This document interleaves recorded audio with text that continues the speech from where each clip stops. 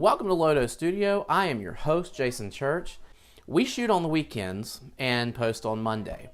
So you get a new episode every Monday. The problem is, this weekend is Easter weekend, which is not a problem, but it just means that we don't have a whole lot of time for shooting and editing this weekend because we're spending the time with the family. So, this episode is going to be short. I'm going to show you a quick little lighting setup that you can use in your own home if you don't have a lot of money. This is going to be a Lodo setup. I've got a reflector over here that you can get. You can buy these $20-30 on Amazon. I've got a clamp light behind me that you can get at a hardware store for about $8 or $9, and a 100-watt CFL bulb. You can get a 4-pack of those at Walmart for like $2 or $3. So that's what I've got.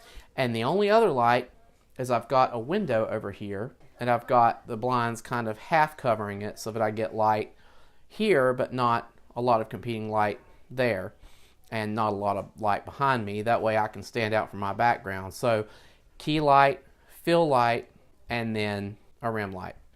Now you've seen my setup that I'm using for this video. You can recreate it for yourself at home and do it for cheap. You can do this whole setup for $40 or less. This is a super low do setup. It's not a no-do setup, it's a low-do setup. You could make this a no-do setup by getting rid of the reflector and just using some tin foil on something tall to reflect the light back in your face, and then put just a lamp behind you with a CFL bulb that you can use for your rim light behind you.